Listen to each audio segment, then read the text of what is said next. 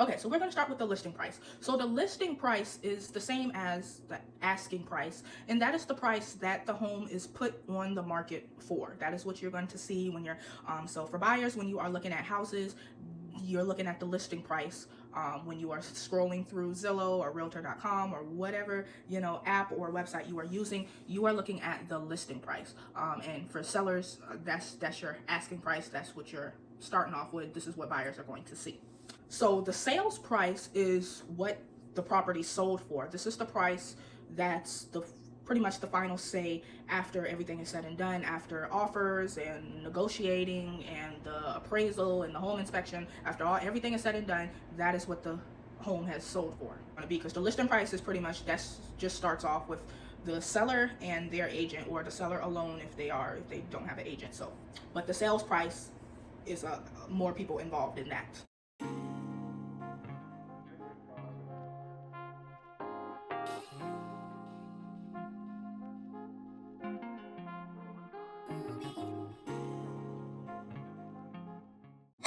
Welcome to the Real Yasherica, my real side in all things real estate. I'm Yasherica, and today's video is dedicated to Formula Friday. And so on this Friday, I'm going to give you guys some information on listing price versus sales price and why they are really the same. So we're going to discuss the differences, and then I'm going to get into the 5 W's and how. So that is who, what, when, where, why, and how. And then we are going to get into the POV breakdown, which is where I give the point of view for how that works for our buyers, sellers, and agents. So let's get started. Okay, so we're going to start with the listing price. So the listing price is the same as the asking price, and that is the price that the home is put on the market for. That is what you're going to see when you're, so for buyers, when you are looking at houses, you're looking at the listing price. When you are scrolling through Zillow or Realtor.com or whatever app or website you are using, you are looking at the listing price. And for sellers, that's your asking price. That's what you're starting off with. This is what buyers are going to see. So the sales price is what the property sold for. This is the price that's pretty much the final say after everything is said and done, after offers and negotiating and the appraisal and the home inspection. After everything is said and done, that is what the home has sold for. So lots of times it's not the same, and so I'm going to get into why that is. But the main way to look at it and remember it is that the listing price is the expectation and the sales price is the reality. Okay, now let's get into the 5 W's and how.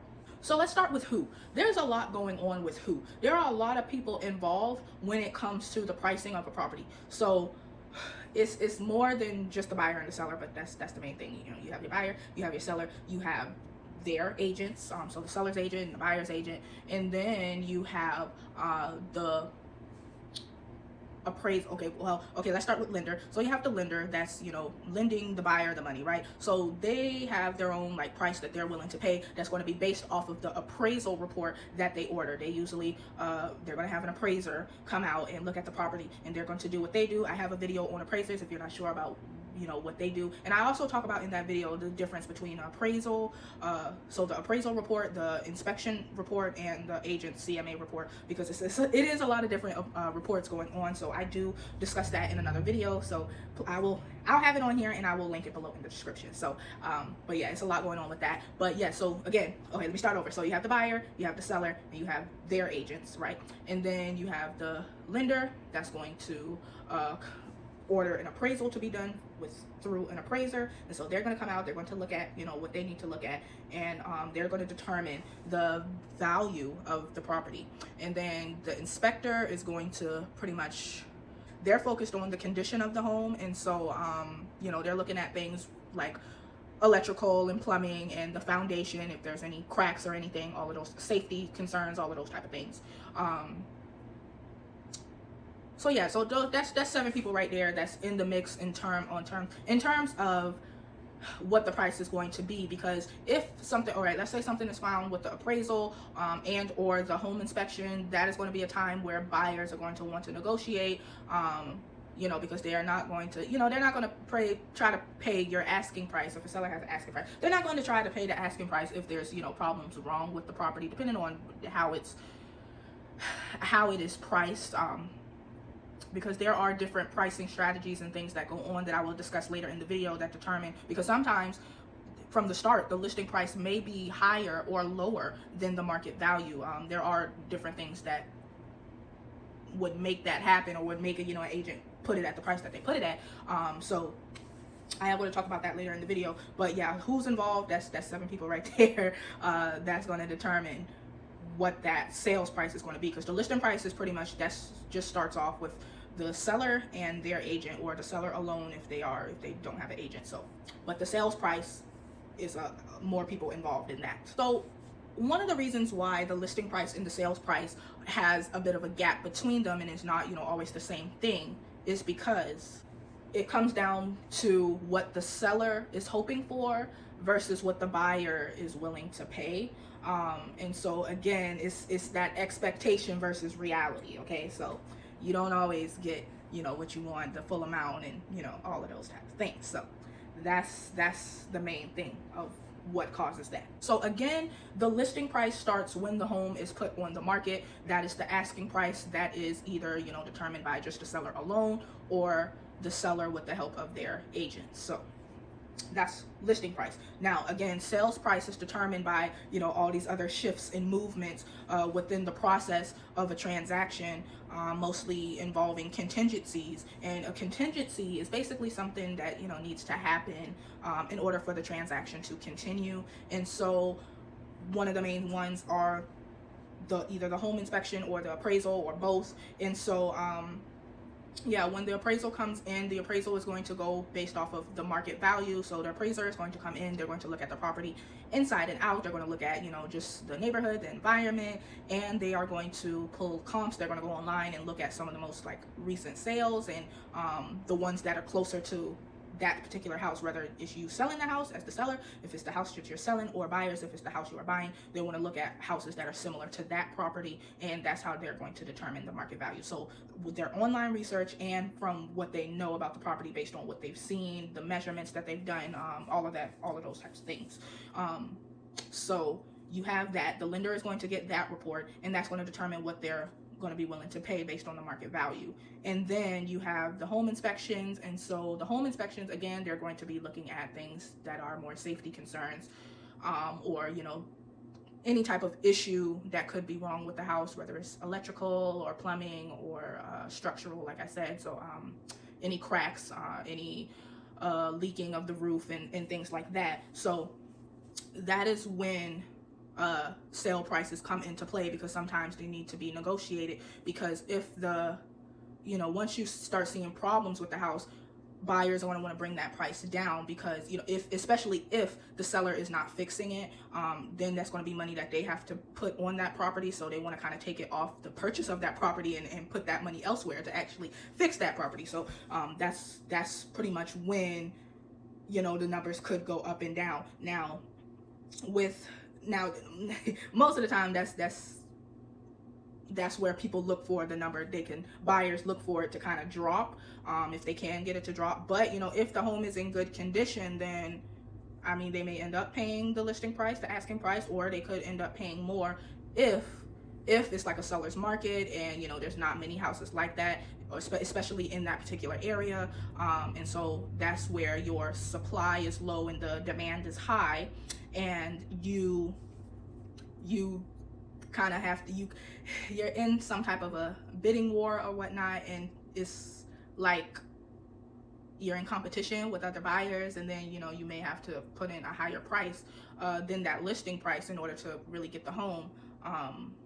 So that's a situation where you may end up having to pay more, and if you have a lender, they're not gonna really go too much higher than what the value is. So sometimes you may have to come up with that difference out of pocket. So just depends on the situation, depends on the lender, it just depends. So keep that in mind. Now, where you are in your location, real estate is location. So where you are can determine whether the listing price and the sales price is close, or one is higher than the other. Because if you are in an area, let's just say in terms of prices in general, if you are closer to the city, typically houses in the city are going to cost more than houses that are outside of the city limit. Okay, you know, it costs to be front and center. All right, so that's one way to look at it in terms of price overall, in terms of location. And then you, of course, you have your surroundings and you have the market. So that depends on, you know, all those things are going to depend on location and markets, because all cities are not the same. If I take let me see, so for my area, when I started off, I did real estate in Horry and Georgetown County, so I'm going to take a city from both of them. So for Georgetown County, I'm going to show the city of Georgetown, which is a historical city. Okay, so it has a lot of history, it has a lot of historical landmarks, so older buildings, it's just an older city. And then you have, for Horry County, you have Myrtle Beach, and Myrtle Beach is a big tourist city. It's a tourist area, a lot of people come to visit. You know, it's like a family-friendly place. It has a lot of fun places to go to, different parks and museums, and, you know, just fun places to go. So those are two different locations. So that's another example, again, because those are two cities, because I said, you know, a city could cost more, but, you know, one city could cost more than another city as well. So where you are buying or selling does play a part in pricing, for sure. So yeah, so the houses in Myrtle Beach are going to cost more than the houses in the city of Georgetown. So just for an example. So why, I'm going to run it to you guys one more time, on basically, you know, why the prices can be different in terms of listing price and sales price. So you have that supply and demand approach. You know, if the supply is high, then prices are typically going to be lower because there's more competition on the market, and then vice versa. So if the supply is high and the demand is low, then prices are going to be typically lower.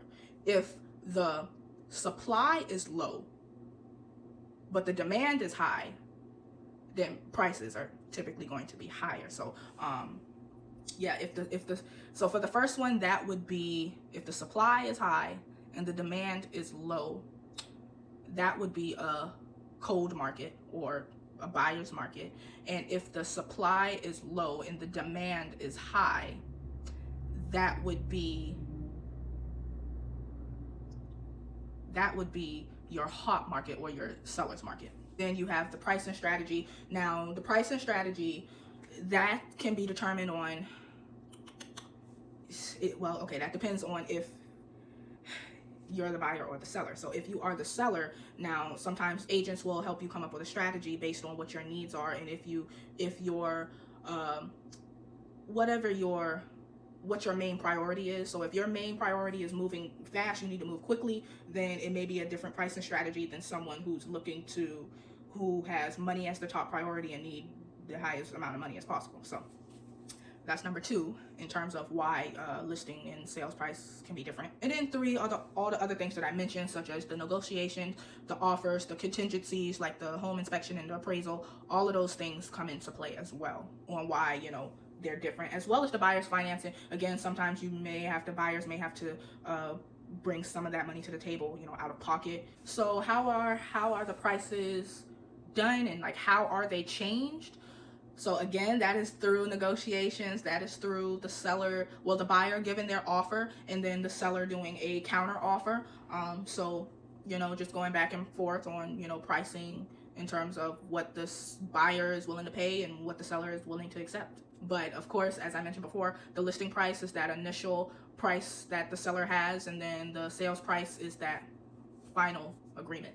So let's do the POV breakdown, right? So I'm going to do for sellers, for buyers, and for agents. So when it comes to the listing price for sellers, because that's sellers, that's y'all's main department, is starting it off. If you do it too high, if your listing price is too high, you are going to scare off buyers, and so you know, you're going to have a lesser buying pool. So less buyers are going to see it, because sometimes buyers will go on these apps and these websites, and they can go on there and they can pick, you know, what price range they look at. So if your price range is too high, then they may not even see your property, because, you know, you got it priced in a price range that these sets of buyers are not looking to, you know, buy or purchase or afford. If the listing price is priced too low, then sellers could be leaving money on the table, and then it may scare off buyers as well, because they may start to think, well, what's wrong with the property, you know, because they're looking at other properties and they're going to be comparing as well. It's like, well, why is this one so low if it has, you know, the same amount of bedrooms and whatnot? So you don't want to do it too low to the point where they think something is wrong with it, because not everybody is looking for a fixer-upper type of property, so they may not be, you know, trying to get the house of their dreams in that price range. I mean, everybody loves a good deal, but I mean, if it's too low, I mean, is it really a deal? Like, usually something is wrong with it. If I go to Walmart and, you know, I see all this clearance stuff, first thing I think is, what's wrong with it? Because y'all ain't just giving deals just to give deals. Like, come on now. When does Walmart really be giving deals other than Black Friday? Like, seriously. So, you know, when you're listing these prices, you want to be strategic about it, okay? You want to be strategic. Okay, so for buyers, just know that the price can shift. Again, the listing price is just the starting point, but the price can shift during any type of bidding war, or bidding war is if you're in competition with other buyers, and then during inspections or appraisals as well. And of course, last but not least, agents, make sure you guys are doing y'all CMA reports, so the comparative market analysis, and sharing those with your buyers and sellers, because each party should be looking at those in terms of the market value. So overall, both sides, you know, need to be willing, ready, and able to negotiate. So you have to negotiate for your side, whether you are working for the buyer or the seller. But that is it. That is all I have for you guys. And I hope this helped some, especially for the buyers and the sellers, for you guys to know what the difference in these pricings were. So yeah, you guys, thank you guys for watching, and I'll see you guys in the next one.